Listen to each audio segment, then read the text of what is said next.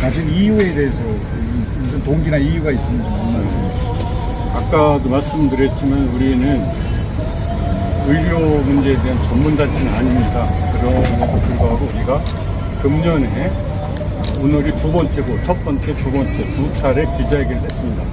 첫 번째는 2월 28일 광화문 광장 이순신 장관 동상 앞에서 윤석열 정부가 추진하고 있는 의대 증원에 관한 입장 표명이었습니다.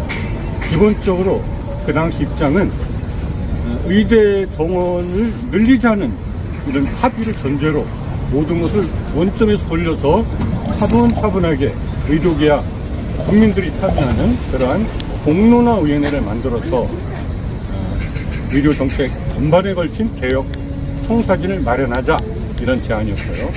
오늘은 최근에 계속해서 이렇게 언론에서 줄기차게 보도하고 있죠.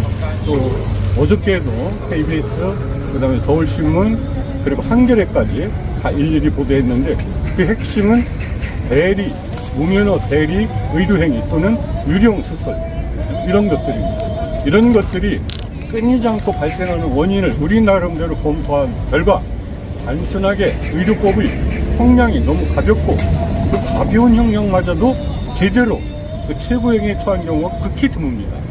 그래서 여러 가지 그 관련 법규를 우리가 검토하던 중 보건범죄 단속에 관한 특별조치법이라는 조항이 있다고 알게 됐습니다. 이 조항에 따르면 우선 벌금은 다소 행위자에 대한 벌금은 좀 약해졌지만 형량이 무기까지 가능합니다. 그 다음에 면허, 경로, 그 다음에 허가 등을 취소할 수 있습니다. 그리고 심지어는 이것이 양도의 규정이기 때문에 그 법인 등에 대해서도 1억 원이 부과할 뿐만 아니라 뭐 더 중요한 거는 영업을 못하게 취소하는 거니까, 그 행위자는 처벌을 30년을 받고 나왔다면 다시 또 5년간 관련 업무에 종사하지 못하도록 금지하고 있습니다. 이렇게 확실한 엄벌에 차서 조항이 있는데, 이번 사건도 모 병원의 경우도 경찰에서는 이거는 보건범죄 단속에 관한 특례법을 적용해야 된다, 특별조치법을 적용해야 된다, 이런 의견을 올린 것으로 알려졌습니다. 그럼에도 불구하고 아마도 김앤장 같은 일종의 범죄 조직에 가까운 이런 거대 사이비 거대 로펌을 써서 그런지 무려 10명의 변호사가 붙었습니다. 김앤장에서.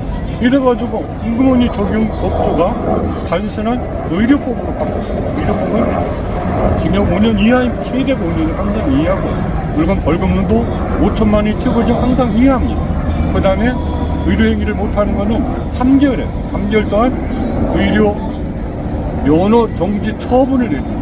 이렇게 하기 때문에 이러한 행위가 계속되고 있다. 물론 현행 의료법이라든가 또는 보건범죄 단속법이 뭐 아주 완벽하다고 저는 생각하지 않습니다. 왜냐하면 AI 시대, 로봇 시대가 등장하기 때문에 언젠가는 그것이 일반화되고 보편화된다면 우리도 그런 법령을 현실에 맞게 고쳐야 되겠죠. 하지만 거의 제가 알기로는 몇몇 최상의 병원을 제외하고는 그 도입하기 어렵습니다. 일반적으로 결국은 의사들한테, 면허를 갖고 있는 자격증 있는 의사들한테 우리 모든 건강과 운명을 맡기는 것인데, 계속 보십시오. 혼수 상태에 빠져서 뇌사에 빠지지 않나, 결국 죽음에 이르지 않나. 그리고 이 후유증으로 수술해서 건강하게 즐겁게 살려고 했는데 계속해서 고통을 호소하는 사람이 많습니다. 그래서 우리가 비록 의료 전문단체는 아니지만 너무나도 양심에 어긋나고 상신에 어긋난 일이 돈 있고 권력 있고 이른바 법을 잘한다는 이런 대형 로펌이 한 통속이 돼서 계속 끊이지 않기 때문에 이번 기자회견을 나서게 되었습니다. 말씀 말씀하고요. 간단하게 아까 그 성명서 내용에 보면 150여 명, 109명, 40몇 명 이렇게 그 유령 수술이죠. 그러니까 그 A라는 환자가 지정을 돼 갔는데 사실은 A가 안 하고 B나 다른 방법으로 해서 해갖고 그 성명 불상자들이 약 한 109명 정도가 돼 있고 또 많은 인원이 한 달 사이에 그런 일이 발생했다 그러면 이게 산술적으로 가능한 수술 시간을 따졌을 때 가능한 것이며 한 사람이 그렇게 많은 수술을 할 수가 있는 것인가. 두 번째는 뭐냐면은 그렇다면은 그 환자들은 전부 다가 사기를 당한 거 아닌가. 그렇습니다. 그래서 이러한 문제의 심각성도 아까 말씀드렸는데 이러한 것들도 지금 아까 앞서 말씀드린 뭐 부분에도 다 내용이 포함되는 겁니까? 아니면 어떻게 생각하세요? 당연합니다. 제가 그 이제 부분에 대해서 간단하게 좀 구체적인 숫자에 어두워서 그렇습니다만 우선 기본적으로 불가능합니다.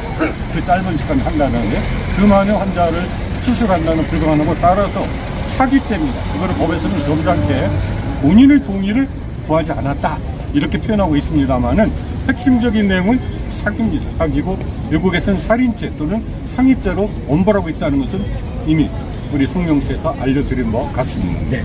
그러면은 검찰에서는 성명불상이라 그랬는데 조사를 하던가 거기에 이미 기록이 돼 있었을 때 왜 성명불상이라고 적었다고 생각하십니까? 바로 뭔가 노비를 당하고 있다는 뜻입니다.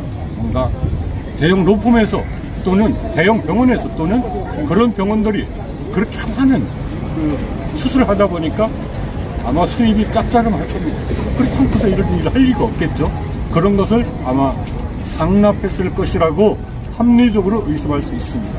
네, 감사합니다. 그리고 세계 단체가 향후 계획과 또 아까 말씀드린 것은 이것은 입법화되는 게 아마 우선순위 같은데 그 향후 계획에 그러한 그 운동도 같이 함께 병행하실 건가? 거기에 대해서 좀 마지막으로 좀 말씀해 주세요. 아닙니다. 이것은 입법하고는 아무 상관없습니다. 현행법을 지켜라입니다. 우선 지키라는 것이고 두 번째는 이런 것이 우리 의료 현실과 맞지 않다. 왜? AI가 등장하고 로봇가 등장하기 때문에 그러면 그때 가서 논의해도 늦지 않고 현재 있는 법을 제대로 지켜라.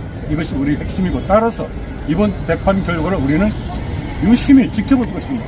이제 재판을 시작하고 있으니까 이것이 과연 이상한 방향으로 흘러간다면 우리는 보다 강력한 투쟁을 전개할 수밖에 없습니다. 오늘 의견서 제출한 세계 단체명을 다시 한 번만 말씀해주세요. 정확하게. 우선 공익감 가나다 순으로 말씀드리겠습니다. 네네네.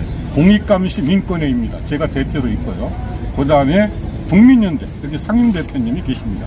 이근철 상임 대표님이시고 그 다음에 기업윤리 경영을 위한 시민단체 협의회 공동 대표님, 공동 의장님이 계십니다. 이보영 의장님이십니다.